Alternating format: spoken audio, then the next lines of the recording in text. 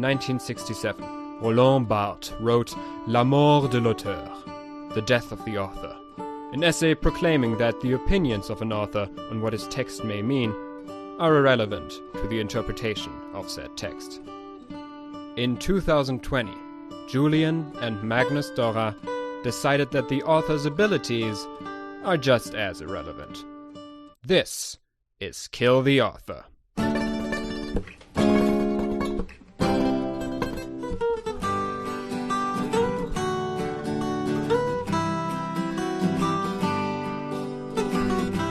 Hello and welcome back to Kill the Author.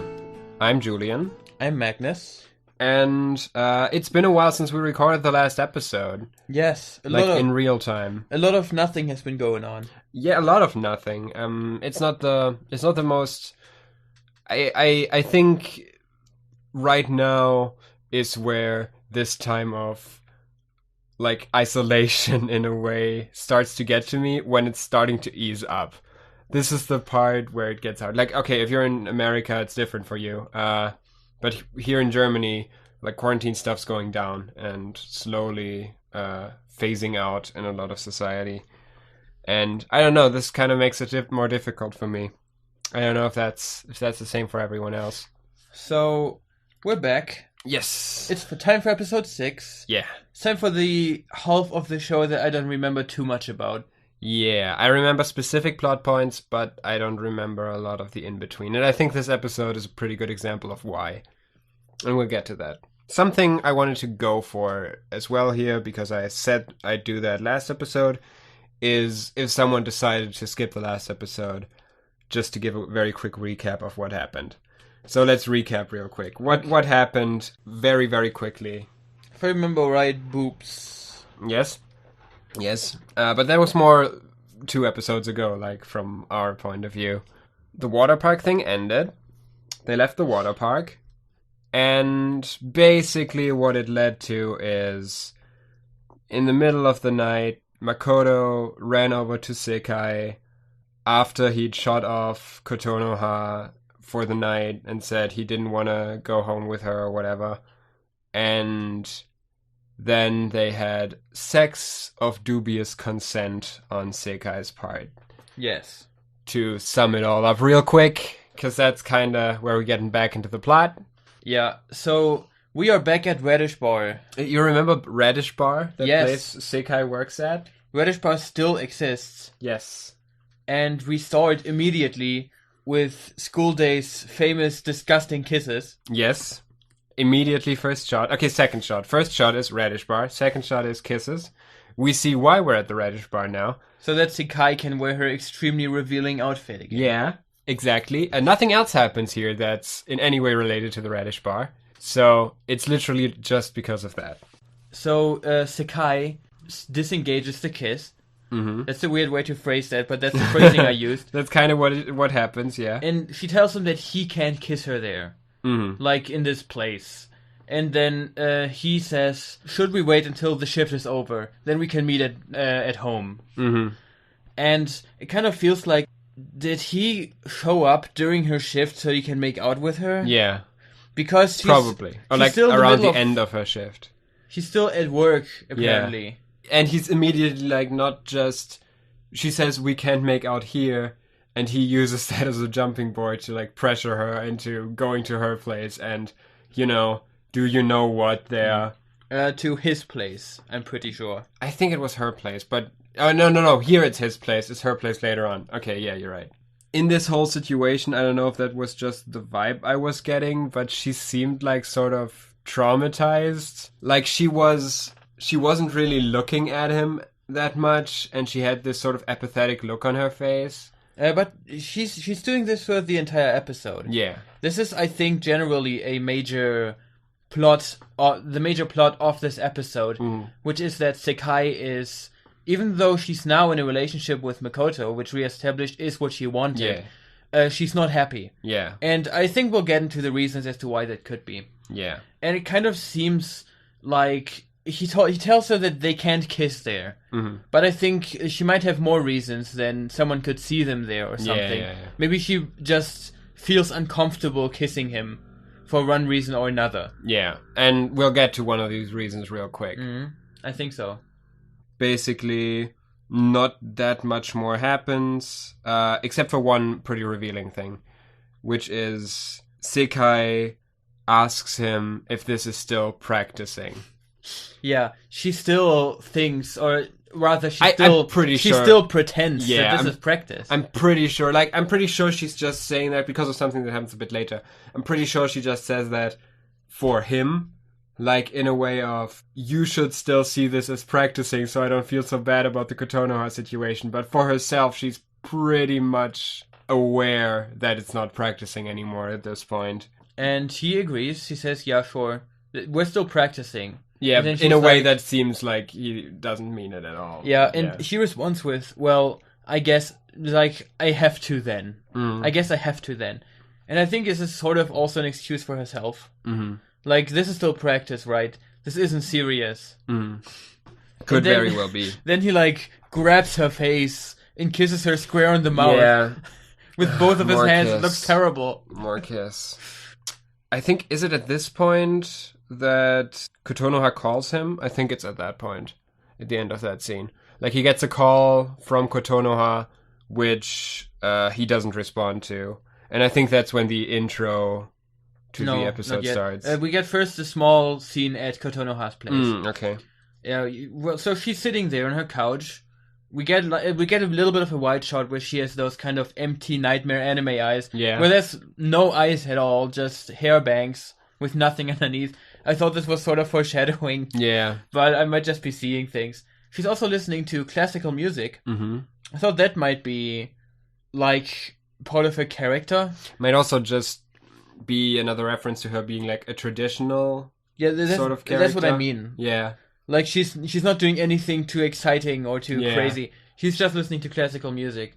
And she's trying to call him, but she can't reach his phone because, as we see then, he's not picking it up deliberately. Yeah. That's what I meant. Because he doesn't want her to know. Yeah, at these two moments as the same scene, I didn't really count that one, like, shot of Kotonoha in my notes. Yeah, and then basically the intro. Then we move on to the intro. We all know the intro. The intro... okay, this might just be me, but the intro to this episode in particular sort of hit me again with this question of how much the showrunners are aware of the darkness of the show. Because especially in this episode, it feels like deliberate to a degree that what Makoto is doing is kind of like sociopathic. Yeah. And the opening is still just Kotonoha and Sekai smiling and like super fun, positive, with energetic music. And it just feels so wrong. It just feels so weird. It again, like, makes me question if the showrunners were aware of their framing of anything in this show. The big question of school days. Yeah, it's one of the big questions. And I also, in this episode, we'll get to that pretty quickly. I won't talk about that right now, but yeah. So we move on to a scene in Kotonoha's house. She's watching the news there, or we can hear the news playing in the background.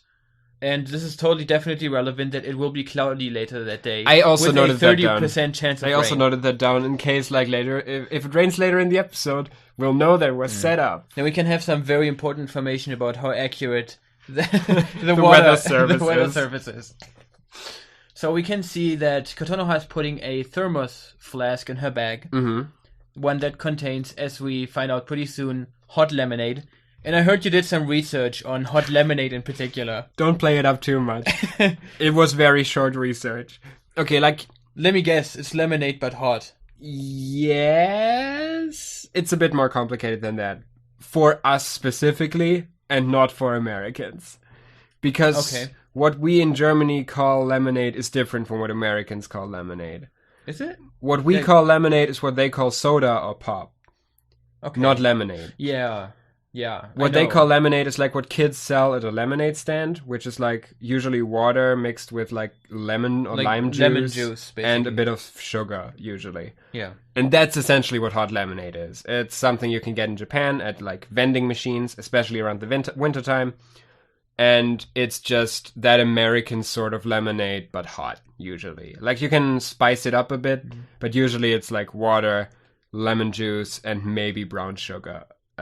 Maybe that's what I was normal expecting. Sugar. Yeah. Like chai, kind of. Like chai, it's kind of like sometimes you can get here, like, at a vending machine, super cheap, like lemon tea. I imagine it's probably something like that. That also mostly tastes like sugar and lemon a bit. Yeah, but I assume it's something a little bit more sophisticated because this is like hyped up as like a family recipe. Yeah. And specifically, Kokoro shows up. Mm-hmm. Her sister, she's still around. And she says, why can't she have hot lemonade? Mm-hmm. And then Kotonoha responds by saying I could just show you how to make it yourself. Yeah. But Kokoro is not happy with this at all. And she says that her friend Uzuki-chan also wants to teach her stuff all the time. And that's why she doesn't like it when girls have boyfriends. Because apparently that means that they ask people to teach them stuff. Yeah. So first of all, who the fuck is Uzuki-chan? Well, it's the second female character in the show who isn't attracted to Makoto. Yeah, because she's just mentioned. Because he's probably not on screen. So, as you know, the wiki of School Days is extremely particular about the characters there are. Mm-hmm. And there is, in fact, a Uzuki-chan. Okay. Who is listed as a friend of Kokoro. Uh-huh. And I think she actually is in the show later during the fair. At least that's what it seems like. Okay. So, I guess we'll get to see Uzuki-chan then. Well, let's keep a fucking eye out for Uzuki-chan if we still remember her back then. So, the way I understand what she's saying here, how apparently girls who have boyfriends will always try to teach people stuff, is that she thinks girls in a relationship are conceited. Like they're full of themselves in a way. Oh, okay. I saw it differently. Okay. I saw it... Okay, like, continue your point if you want to say something about that. Maybe she thinks that, like, Kotonoha is acting more, I don't know, overconfident than she normally does. I mean, she seems happier. Yeah. She also tells her specifically that she has changed. Mm-hmm. And maybe this is what she means. Mm-hmm. So that she's like more, I don't know, daring than she normally would be. I saw the teaching part differently. I saw it more as like, basically Kotonoha in the show, in her relationship to Kokoro, is not the big sister. She is basically the mom. Like, she basically is the parental figure to Kokoro, at least the only one we see.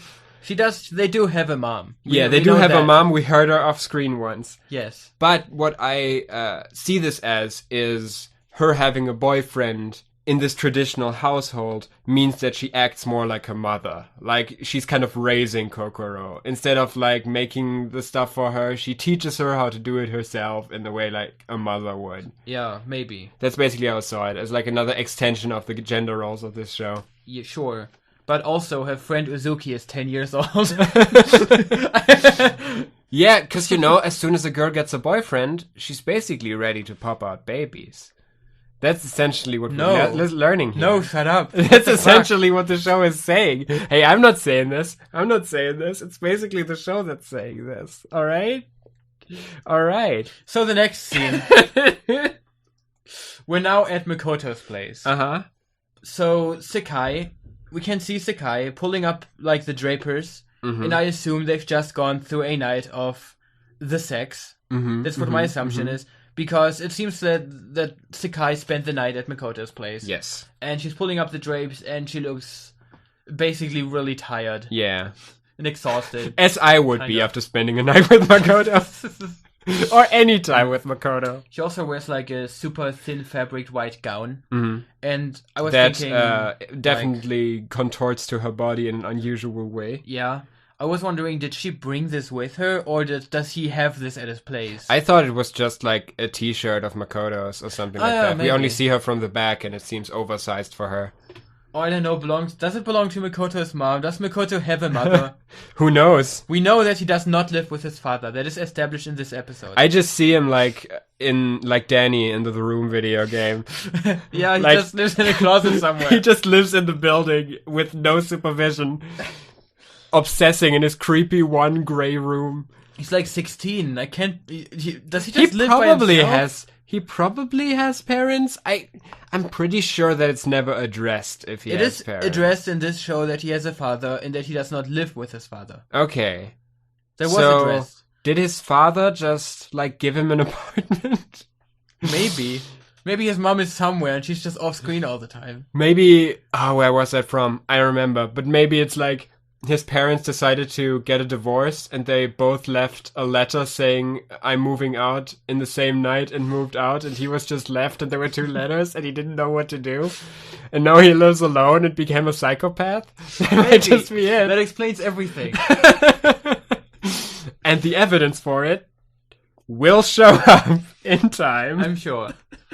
So we can see Makoto looking happy and doing the dishes, it seems. He's doing I the thought dishes. he was making food. I thought he was like making... I thought the sounds we got were like something in a pan. Like I thought he was just washing the dishes. Might also be. I mean, either way, he's doing something strangely positive for his Yeah, he character. seems happy for now, for once. He doesn't make the woman who's in his apartment do the dishes and make the food.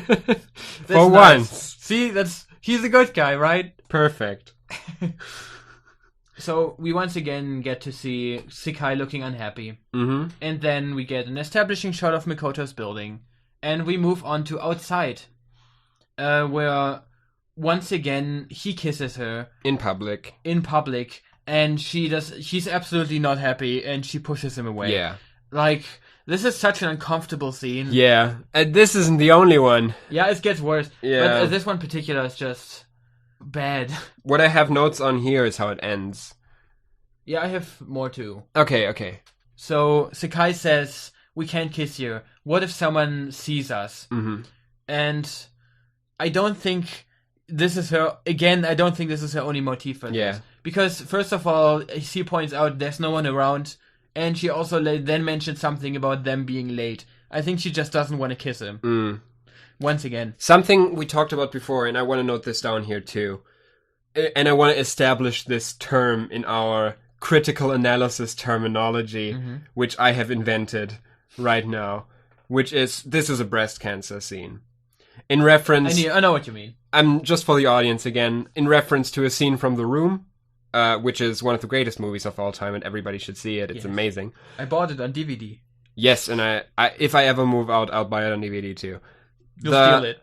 I'll probably steal it. The important, the important part is there is this one scene with the mother of one of the main characters showing up. She tells her mother she's in a bad relationship and she wants to leave her husband-to-be, and the mother tells her, no, you shouldn't. You should stay here. That one scene. He provides for you. And that scene happens like 3 or 4 times throughout the movie. Yes. With very slight changes. And in one of the scenes, on one of the versions, the mother mentions that she has breast cancer and it goes extremely, completely unexamined. This is kind of like, there's another one of those, where she goes like, he hits me, and he got drunk last night. Yeah. And then she's like, what? Johnny doesn't drink? Yeah. Just brushing away that she got hit, apparently. And we had this here with the aren't you in a relationship with Makoto conversations towards Sekai, which bordered on breast cancer conversation, because we had that come up all over the place. Every character was confused as Sekai was with Makoto. And what we have here is the establishment of another breast cancer scene. In this case, Sekai doesn't want to make out with Makoto in public. Makoto makes out with her anyways. He tells her it's okay, and she makes out with him in return. We have this scene like 3 or 4 times in this half of this episode.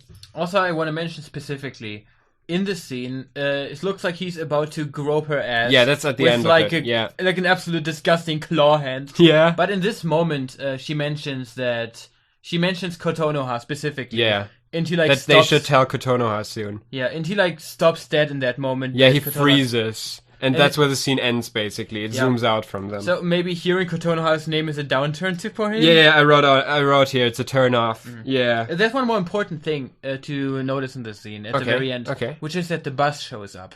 Mm-hmm. We know from later that this very same day they're going to school, and they're both starting out at Makoto's house, but he takes the train, and she takes the bus. Uh-huh. Because later, on his train ride, Makoto's gonna meet up with Kotonoha, and Sekai doesn't, and of course Makoto wouldn't want to be seen with Sekai by Kotonoha. So she takes a different route. This is also relevant because that means that at this point, like, even though what Sekai said the previous day is, we're still, I don't know, this is still just training, right? At this point, they're both, like, deliberately obfuscating that they're together. And that they slept together in that night. Like, she takes another route of transport while he takes the train through Haramihama. Yep. Haramihama. That's what we see in the next scene. Yeah. At Haramihama Station. Yeah. Kotonoha is there, and Makoto is there alone. Mm-hmm. So yeah, Sekai took a different route. And then we can see Kotonoha really... This scene broke my heart. I don't know why it hit me so hard. I see what you mean. Because... as soon as the train that Makoto is in stops there, Kotonoha really runs in, super excited, and he just looks upset. Like, yeah, he just looks out of the window bored, kind of. Yeah. There's also, for some reason, there's what sounds like a payphone noise right before the next scene starts. I just wanted to mention this. It's like a total cliche payphone noise that plays in a public train. Someone called the train, you know? It happens. Hello? Is this the train? Hello? Is this a train? I would like to talk to train. Please tell me, do you have wheels? I just saw a train on TV and I'm fucking losing my mind. What's this thing? Holy shit. I just dialed train on my phone. Is this a train? Okay, so we move on to a scene in the train featuring Makoto and Kotonoha being very uncomfortable together. Yeah. In fact, we have Kotonoha trying to... Yeah, it doesn't start off with her being uncomfortable. Yeah, Kotonoha is trying to tell Makoto the story of her lemonade. Yeah. The story of how her mom's special hot lemonade that she made. Which will come up later, so yes. Note that down. And he kind of just makes a noise to acknowledge that he's hearing her. Yeah, like he smiles and makes a But then and then looks back out the window Then he again. looks out of the window bored. Yeah. And then she tries again to start this conversation, and then just kind of gives up. So I feel like something that's really apparent in this episode is you can kind of feel that Kotonoha notices that he's just not interested. Mm-hmm. Like something's going wrong that wasn't going wrong before, I think. Mm-hmm. She's trying to get through to him during this half of the episode, kind of.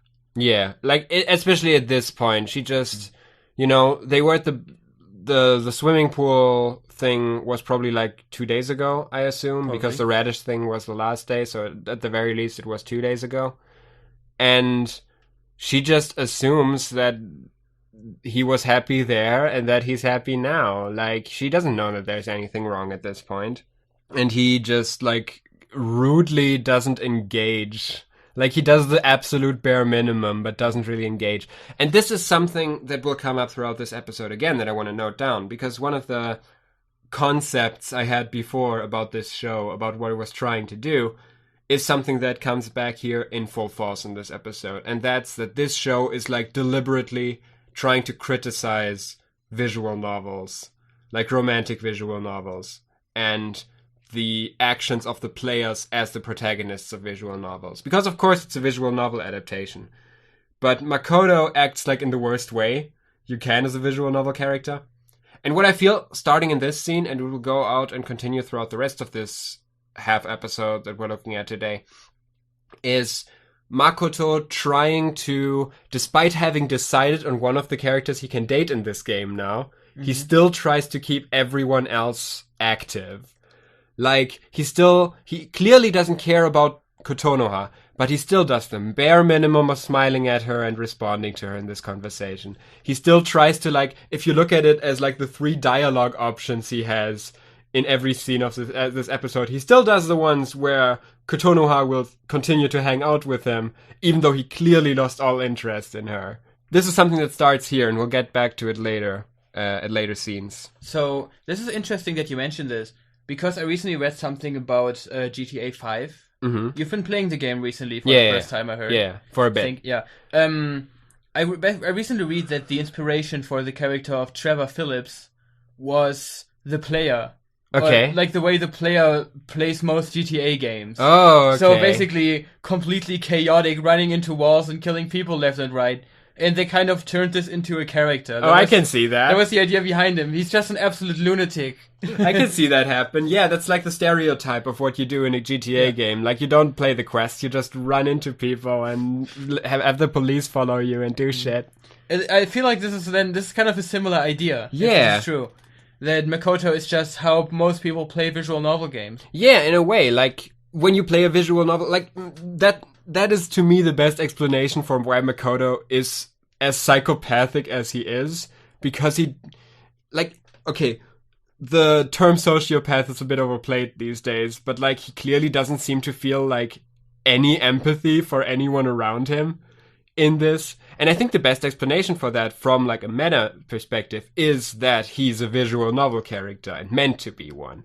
Because there it's just the player self-inserting, essentially. And the player doesn't care about the characters in this game. Like, superficially you do, but you can restart your playthrough. Mm-hmm. Who cares? That's an interesting idea. So now Kotonoha is looking at a poster for like manufactured Christmas presents. And it deliberately, it says on it, "You can still make it." And that, I'm not the only imagery. one. I'm also... Okay, I don't know if you noticed the same thing about that I did, but it's fucking summer. Is it? Yeah, the show starts in, like, I think September. So, you can still make it? I mean, admittedly, we know from every store around that they start selling Christmas stuff in September or October. Yeah, okay, which is not bad. I love it. I want to buy Christmas candy or maybe it starts all the time every September. year. I think we'll get back to this when we get back to that school festival, because I think I remember it being a summer festival. It might not be, but I think I remember it being a summer festival. And if that's a summer festival, then why the fuck are there Christmas "You can still make it" ads on the train? I didn't even think of that. Anyway, very subtle imagery. You can still make it. Yeah. And then we move on in a absolutely 4D chess genius cut to the train that Sakai is on, where a random couple has a magazine with the exact same slogan on it. Big brain. Isn't she on the bus? Oh yeah, right. That might also be it. Yeah, it might be. But I think it looked like a train, if I remember it right. Maybe she took a bus and then a train and then a bus? Possible. Who knows? Or train, bus, whatever. Whatever trains and buses are. What is a train? What is a train? A miserable little pile of secrets. So there's a random couple reading a magazine, and the woman reads about some kind of hotel that she tells her friend about, with some kind of expensive hotel that has rooms for 40,000 yen a night. For perspective, 40,000 yen, that's at least now, that's 323 euros. Or $337. So like a cheap hotel at Disneyland, basically. For a room a night. Yeah. That is... A cheap hotel at Disneyland, yeah. Okay. It seems quite expensive to me. I don't know. I mean, it does seem quite expensive. Yeah. As is a cheap room at Disneyland. And then he responds with, "What? No, that's way too expensive. We couldn't do this." And then she like emphasizes she was just kidding. But... She was just kidding. She was just kidding.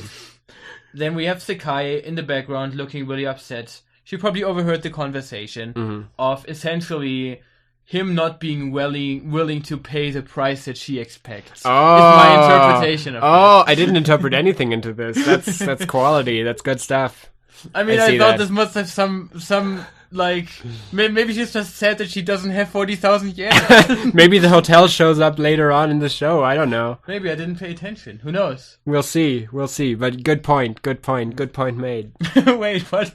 We move on to the skull as McToto greets the guy. I wrote McToto. Okay. Isn't that the guy who made Africa? That's the guy who made Africa in a McDonald's parking lot. McToto. It's a burger, and let's introduce at Burger King next. That's Ronald McDonald's new mascot replacement. Because he's going to prison for pedophilia. Okay, continue on. So, Makoto greets Sakai there, and Setsuna's also there, looking mysterious as always, and very stern. And we can once again see Sakai being really unhappy in general. But as soon as Makoto shows up and says good morning, she very quickly overplays it. Yeah, And- like she tries to play it up as, interesting that you're here. Yeah, then she's I like, haven't seen you in a while. Yeah, she's like, oh, you look tired. What happened? Like she's pretending that she just met him for the first time that day. And he just trips over his dick Yeah. like a fucking idiot. Yeah, I wrote, he's very stupid though, and says he made breakfast for two. Yeah, he's completely unsubtle. Setsuna's human hormone sensors activate, and she immediately reads the situation. Yeah, Setsuna tells him that he's an idiot, and he's like, what? What did I do wrong? Sekai tells him. Yeah. Yeah, maybe Makoto thought that she was joking? I think he's just... I think he's just I think he just, like, again, to get back to this visual novel theme, I think he just picked the wrong dialogue choice here. Yeah. So, as soon as he leaves, Setsuna immediately figures everything out. She's figured... I mean, it wasn't that hard. Yeah. So she figured everything out, and I like that she's not like... He's with Kotonoha, right? She doesn't ask the question everyone keeps asking. She's like, you are with Makoto. Right? Did he at least break up? Yeah, did he break up with Kotonoha? She's not messing around. She spits straight facts. Yeah. Truth. Truth comes from a little girl's straight mouth. facts. And Sekai says that, yes, they did break up. Which she absolutely knows not to be true. Yeah, that's an absolute lie. That's a total lie. But it's not just a lie. As we see, like, of course, this also contradicts what she said earlier, that this is just practicing. Like, she clearly knows this is not just practicing. She doesn't deny that they're together to Setsuna at all. But yeah. Okay, so now we move on to Kotonoha's class. Yeah. And there we have a girl there reading something. And first of all, I thought I know her, so I googled who this is, and she's one of the squad. She's one of the squad. Okay. Actually, I looked them up on the wiki, and the actual correct name is the Trio. They're the Trio. Okay. So we weren't that far off. Okay, the squad is close enough. Yeah. Then the name are Minami. That's the one with brown. That's the one who has brown hair with weird spikes on both sides. If you think I'll remember that, you're mad. I will continue. Okay. Then there's Kumi. She's the one who's currently reading the thing. She has light brown hair with the headband. I'll just get myself something to drink real quick. Okay, continue on. And Natsumi, who has chestnut hair with like bangs in front of her Some forehead. good fresh water. Yeah. So the one currently reading is the one currently holding a lecture is Kumi, the one who has light brown hair with headbangs, green eyes, has a birthday on July 14th, blood type AB, has a height of 152 Oh, that's some good centimeters. sparkling water. And has a bust weight hip ratio of 77:58. Is that on the fucking wiki? That is on the wiki. Yeah, her BWH ratio is 77, 58, and 80 in centimeters, I assume, because else she'd be very, very big. I don't know why this is there. You know, you gotta be sure who to date in this game, I guess. So after I wrote this stuff down, I concluded that I have no idea what she's talking about. Okay. And I don't care. Okay. To be honest. Okay. She says something about someone called Keikichi, which, from my research, is a Japanese name. I don't know. I assume this is like that story that I put way too much research in last time that was also spoken by one of the students. I didn't want to bother. This was, I mean, not only this, the quotes that I read are freely translated by someone. There's no way on earth I'm gonna find out where this is from. It's also, I think we can make a I think we can make a decisive decision here that what the students are talking about is probably bullshit and doesn't matter, and what the teachers are talking about is the actual goal. Yes, exactly. Okay. So, to get back to the fucking plot. Yeah, Kotonoha is sitting in the back on her bench, and she's looking at a list on her phone in class. What the hell, Kotonoha? You're not a student yet. You'll know. Hey, You'll learn. I used to be. I went to school. And I did look at my phone all the time. Oh, at university I had it on my desk constantly looking at it. Like nobody gives a fuck. I assume it's similar here. Okay. So Kotonoha is looking at what I'm gonna call a knitting list on her phone. As in, it is a list that shows pictures of a sweater, a scarf, a sock, and a hat with like a ball of yarn attached to it. Which is like step 2 of the Chekhov's gun of this episode, which is Kotonoha is making a gift. Step 1 was Santa. Step 2 is this, and we'll get to step 3 later on. Oh, you mean she wants to knit something for Yeah, her? yeah, yeah. Oh, because of the gift thing. I didn't even consider this. I had no idea. Yeah, that's my assumption. That she's making him it's a crafted Christmas gift. It's self-made Christmas gifts is the ad. So she wants to make him something herself. Yeah. This is kind of very obvious, and I had no idea. Well, now you know. Yeah. So she's looking at a list for knitting stuff, and she seems to be happy. Yeah.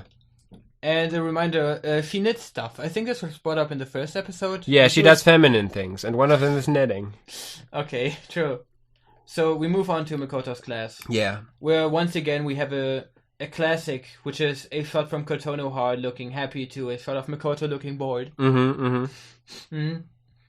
And Sakai writes him that... Like, again, with their... On her blog. Yeah, with blog. What word is not a blog. On her... In her book. She writes in her book. On her college blog. Whatever. Whatever college blog. I don't know what it's called in English. Collage block. She tells him that he needs to tell Kotonoha. Notebook. Notebook. That he needs to tell Kotonoha. And he's super shocked. To Kotonoha, yeah. And then he answers to her, why? Yeah, like he's super surprised. Why would I talk to her? And she just writes him, if we keep doing this, and then either the rest cuts off or there isn't anything else. Yeah. I don't think it's really necessary. It's like, yeah, it's very obvious. This is only gonna get worse. Yeah. So then we are in the school corridor after class, I assume. And Makoto follows Sakai up the stairs and then asks her, what is going on? What's going on now? And she's, she kind of states the obvious, once again, which is, we're not practicing anymore. We're in a relationship. Yeah. Like, you need to tell her. And she tells him that it's not fair towards Kotonoha, this whole situation. And I think this really explains one reason why she's so uncomfortable being in a relationship with Makoto. She doesn't have any personal beef with Kotonoha. Yeah. Sakai. Like, she likes Kotonoha. She likes Kotonoha. She doesn't want to mess her completely up. Yeah. So she feels like this is super unfair, and it is. Yeah. And I think she also really has a problem with Makoto as a person and his approach. Like the way he keeps clinging to her physically, and whether she wants it or not. So those are reasons why she's so uncomfortable being around him all the time, I think. Yeah. Why she's so, generally, why she's upset all the time. Like, all day. Basically, what Makoto says in response, which I thought was pretty important to my reading of this episode, is he doesn't want Kotonoha to be mad at him. Yeah. She doesn't want to because she'd get mad. Which again gets back into this visual novel, I'll keep all my options open so I can still date everyone kind of gameplay plan. Which I think Makoto's going for here. It's also a friendly reminder that Makoto, in fact, has no balls. Yeah, whatsoever. No balls and no empathy. Sky says that she feels guilty, and she kind of dashes off. Yeah. And then we get what I think is the most uncomfortable scene. We're on the roof, and all of the whole gang is here. You invite all my friends, good thinking. Sakai... I see the whole gang is here. You are the worst, Makoto. Wait. Sakai, Makoto, and Kotonoha are there. And Sakai and Makoto are there drinking like hot lemonade. Drinking a glass of Kotonoha's hot lemonade. Yeah, they're drinking some of Kotonoha's hot juice. This never gets. This keeps being bad. What? Do you have a problem with them drinking Kotonoha's good yellow soup? There's a lot of tension in this scene. I'm trying to read my notes. Okay. So there's a lot of tension in this scene, indeed. Kotonoha is looking over at Makoto, super expectant, like she really wants to hear that he likes it. And Sakai's there looking super upset, and Makoto is kind of just pretty empty. Yeah, and when Kotonoha asks him about stuff or talks to him, even if he doesn't give the best response, he's still smiley. It's all cool. I'm all happy. Which again brings me this mood of visual novel answers. He's completely out of that relationship at this point, but he still logs in the right answers for her that he looked up in the fucking strategy guide. He lowers the drink, and you can see that he's sweating. And this is either because it's hot lemonade. Or there's been a thing before that Kotonoha is bad at cooking. Maybe it's just bad. I think they would probably hint at that more if it was bad. And maybe she actually feels like he's under pressure right now. Actually. Yeah. Who knows? So Kotonoha seems to be extremely worried about whether he likes it or not. She's like, do you like it? Is it wrong? Is there? I think this is the right amount of sugar in there. Should there be more sugar in there or less? She's like now super apologetic. She says sorry. It's insecure about their relationship now, and she wants to fix it somehow. Which at this point, like, can we call how Makoto's treating her psychological torture yet? Because it's like he's been ignoring her, I assume, for the last couple days, because ever since the swimming pool thing where they came here, he hasn't been responding to messages at times. When he meets her, he's super distant. And he still gives her positive influences, but he makes her super insecure about everything, which is completely understandable. Like, I've been in relationships like this before, where you don't get a lot of feedback, and your anxiety fills in the blanks and makes you think like you're doing everything wrong and you have to fix everything immediately. Like, this is fucking terrible, and he's doing it pretty much deliberately at this point, because he could just end it. So the whole Kotonoha trying to reassure him that they're still a couple.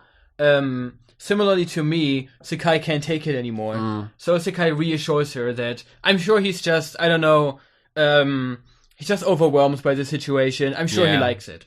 And this leads to Kotonoha easing up a slight bit after she gets confirmation from Makoto that he actually likes it. Yeah, he like reassures, yeah, sure, whatever Sakai says. Yeah. And then she gives the backstory of the hot lemonade. Yeah, she gets to finish her backstory.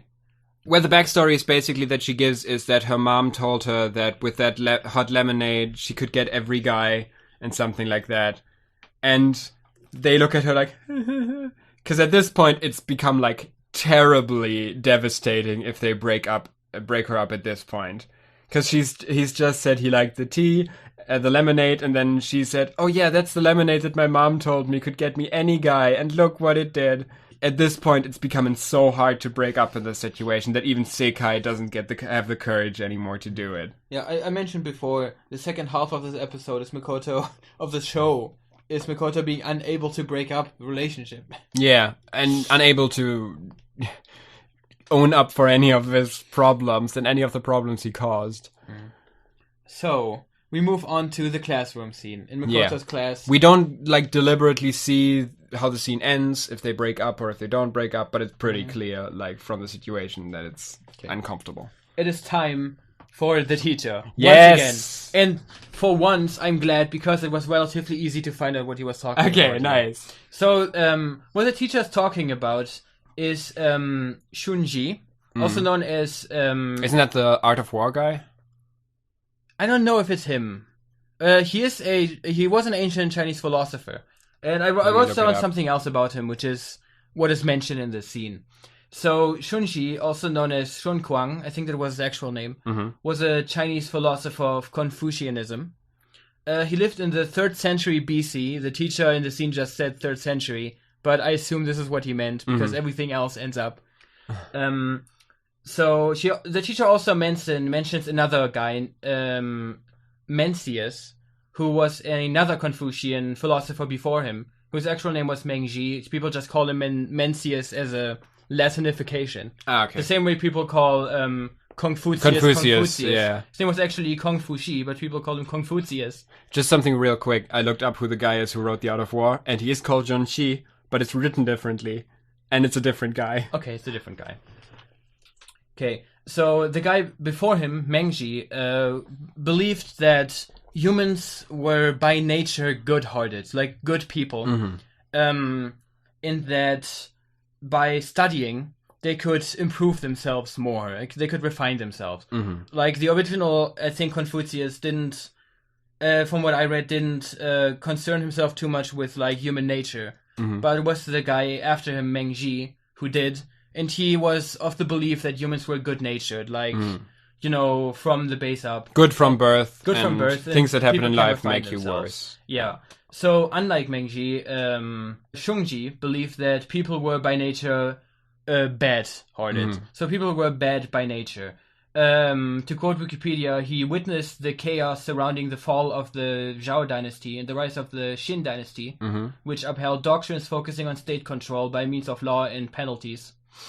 which I thought was interesting because I remember learning about a British philosopher named Thomas Hobbes. That's what I was also thinking of. Have you ever heard of Thomas Hobbes? Yeah, I've heard of Thomas Hobbes, of his musings on human nature. Yeah, because he also believed the human natural state to be chaos, and, humans to be chaotic and destructive by birth, in that the state and the laws around people exist to keep people in control. And the interesting thing that I learned about him back in school was that he fought in a war against France, and his experiences in war very much inspired him, I think, in a way to think of people the way he did. And I feel like there could be a similar background for Shungji. You actually kind of see that throughout history. Like, I've personally not studied history as much. I've studied history through literary history. And you have the same thing happening after World War I with the Lost Generation and everything like that, where you had modernist philosophies based on nothing meaning anything anymore, nothing having any meaning anymore. There not being an order to things because of the witnessing of a terrible war. Like, that's something you see throughout philosophy. Some terrible event will darken what people think about humanity. Yeah. And culture. So, Confucianism was one of a couple of philosophies that were around at the time. And I think legalism was one and Taoism was another. Taoism is still a thing, I think, right? Yeah, I mean back then, in the ancient times. And apparently Confucianism wasn't, in general, a big fan of penal law. The idea that people should be, punished for the things they do. Yeah. Shungji saw this differently. He believed that people are bad-hearted and that rules exist to keep them in place, similar to how Hobbes did. And he thought that penal law was justified to a degree. This is pretty much all I found out about him. And I think it shouldn't be too difficult to find parallels in a way that people are bad-hearted and that the rules that people give them are to keep them in control. So maybe Makoto, in a way, is a force of chaos by nature, in the way that Sekai tried to teach him how to treat Kotonoha right, was the necessary evil to keep him in place. I think that's an interesting way of looking at it, but at this point we'll also have to consider, are Sekai and Kotonoha, in this case, also forces of chaos by nature that are refined throughout their life? Like, I think that could give us some hints towards the end of the show of the deterioration of the characters throughout the show. Like, we see all of these characters, spoilers, get worse and worse as the show continues. And I feel that could tap into this ideology, but I think, who was the one? I think it was Mengji was the one who was about people being good from the start and refining themselves. Yeah. Right, and Junji was the one who was about people being chaotic by nature and laws being there to keep them in control. Yeah. And them setting themselves laws and rules too to keep them in control, I assume. Yeah. So what the teacher says specifically... Which is what Sekai is doing in this episode. She's trying to set, like, a law, a rule, to keep the situation from getting worse. She did something negative, Makoto did something negative, and she's trying to enact a rule to at least spare Kotonoha further terrors in this situation. Maybe. I think there's various ways you can interpret it. So what the teacher specifically says is, he just mentions Mengji, the other guy, mentioned Shunji, the idea that he, unlike Mencius, believed that people were bad-hearted by nature. And yeah, like, this is the kind of phrasing that he uses. So Mengji is mentioned, so maybe his idea is also relevant towards the analysis in a way. Maybe, but I don't see much evidence in the show for it thinking that humanity is inherently good. Yeah, but this is interesting because you mentioned before, like, is at this point the show self-aware at how horrible the characters are acting? And we literally have the mention of a philosopher who thinks that people are inherently bad. Yeah. Like, there's no way that this isn't a coincidence anymore. We thought that before, like, at different points. That it's kind of... Maybe the teacher scenes. There's some other writer that's making the teacher scenes who's self-aware. Yeah, I have this image of the writer's room in my head, of them all writing this sort of thing, and they have this one guy who they like locked into a closet, and he has like a Sharpie there, and he's scribbling all over the walls the teacher scenes, and he's somehow trying to get his message out, and they see his writings, and they're like, what the fuck? I mean, we paid him. We got to put it in the show somewhere. Let's just put it in the teacher scenes. Like there's this subliminal voice of the show trying to get out, trying to tell us, no, this is terrible. No, this isn't fun. No. So aside for the teacher, there's also other stuff going on in this scene. There's, as per the usual, Sakai being upset, Makoto not giving a fuck. Yeah. And then Makoto receives a message on his phone by Kotonoha, who asks him if he wants to go shop with her. Later today. Yeah. Which, like, is kind of a reversal of what we had in early episodes, where Makoto would try to make plans with Kotonoha, like, this day, or immediately, and she'd be like, I can't today, maybe in a while. Which I see as sort of her thinking that he's ignoring her now because she was acting wrong back then. And if she acts the way he wanted her to act back then everything will be cool again. Even if she's not that comfortable with it. Because, like, I recognize that as someone who has anxiety from relationships. But yeah. He answers her on the phone that he can't because his sister's coming over. Yeah. Which I'm gonna go ahead and plot twist for you is a lie. Yeah. It's not true. So, first of all, also, Makoto has a sister. We know this now. Yeah. I didn't look up... He actually didn't lie about his sister existing. He mentions that a bit later. Okay. So I didn't look up his sister, what exact size and blood type she has. And if you can date her in a game. Maybe. I mean, it is Japan. I mean, Makoto doesn't exist in the game, probably. Yeah. I mean, you're Makoto. You're Makoto. Is the idea of being Makoto so the idea of being Makoto the idea of being inside me. Makoto. That bothers me less. So, yeah. Yeah, he declines that invite, and then pretty soon after we switch to the next scene. Yeah, we still see one shot of Kotonoha being upset about this. Yeah. Of course. Then we move on to Guacamole train station. By which I mean, what's the actual name? Guacan My train station. I just read Guacamole on the first time. Yeah, and here basically Makoto tells Sekai, "Hey, wanna go to your place later on." And then Sekai's like, "Wait, didn't Kotonoha ask you out?" Which makes me question why didn't she know you tell that? Kotonoha that your sister's coming over? Yeah. Which I assume she like looked over his shoulder while he was yeah. typing the message. I didn't wonder until now why she knows this at all. I wondered while I was watching it, but here's what I think is important about this response from Makoto. Yeah, it's not that he tells her that he lied. It's the way she does. Yeah, he says like, "Oh yeah, I lied about that." Like he lied. He says he lied with zero inhibition. Like he literally doesn't care at all. It's so fucking weird.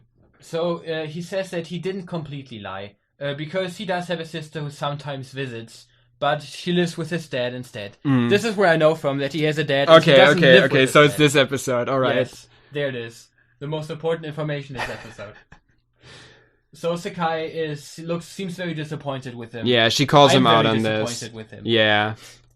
And he says then, he'll tell Kotonoha eventually. And that this is just a bad time. Yeah. And she agrees? Yeah.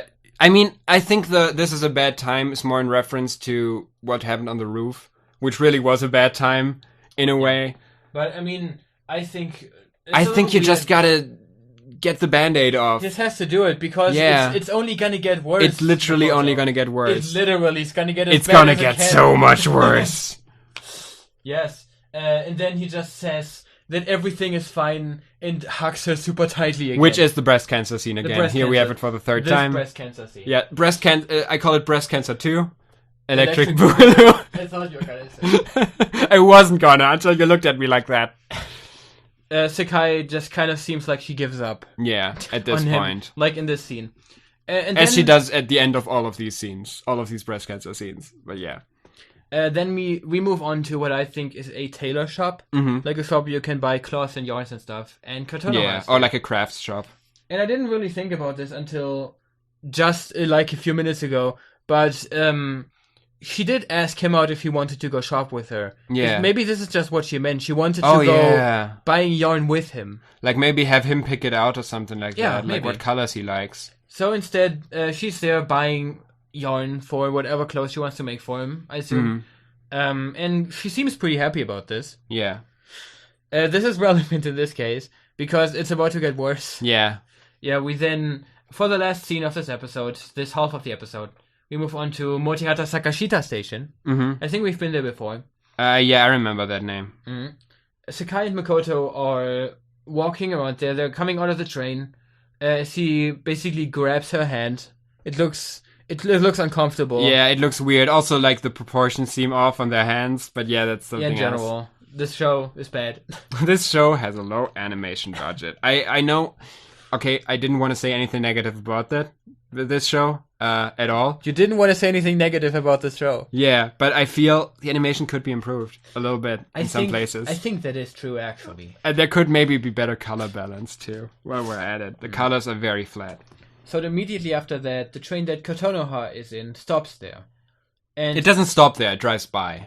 Yeah, and I assume the two were kissing on the train station. They would, because they didn't think that Kotonoha would happen to come by. Yeah, and also, like, I've been on trains. I probably don't notice what happens on the train station. Yeah, I don't have this kind of eagle vision that I see exactly what's happening on the movie time train. slows down vision. This pressing the Q button for your dead shot ability to spot your boyfriend and one of your best friends making out. Which is exactly what she spots. Yeah. Makoto and Sakai are kissing. She only sees Makoto from the back and sees Sakai from the front, but like slightly covered by Makoto. And Kotonoha looks super shocked first, and then kind of falls into a catatonic state for a while. Yeah, for a second. And then she's like, it couldn't have been them. It wasn't them, right? As Gordon Ramsay would say, you're in denial. Yes. You're fucking delusional. But also... I absolutely would have thought the same thing in this situation. Because, like, Kotonoha has spent these past couple days sort of catastrophizing about her relationship with Makoto and, like, thinking, oh, what am I doing wrong? Can I do this better? Can I do that better? And at this point, she probably thinks to herself, she's thinking everything in the worst possible way. And then she sees these two people making out who kind of look like Makoto and Sakai, but it could be basically anyone. And she doesn't want to go crazy about it. Maybe you're just in denial. Maybe I am. Like, I've been in this situation. Denial. I feel very much for Kotonoha in this. Because I've been in this situation. Like, I haven't been cheated on, as far as I know. But I have been in the situation where I was assuming the worst, even if it didn't happen. And I know what she's going through here. And that makes it so fucking hard to watch. And that makes Makoto so fucking hateable to me. But yeah, she convinces herself, basically, that she was mistaken. And yeah. And then in the last shot, we see her essentially fail to flip a page in her knitting magazine. Yeah, like she's clearly off. She's completely out of it at this point. And that's where this half of the episode ends. Ne, Hana. No, we don't get end credits. We get... And then we have tiny chibi girls with giant cell phones. Because the show is happy and adorable. Thanks for being around. This is at the end. The worst scene that reminded me that this sort of mood applies to is later on when we get to the school festival, because there's a scene where I like deliberately got a pain in my gut from the whiplash from getting punched this hard in the stomach from how the mood of the show was changing.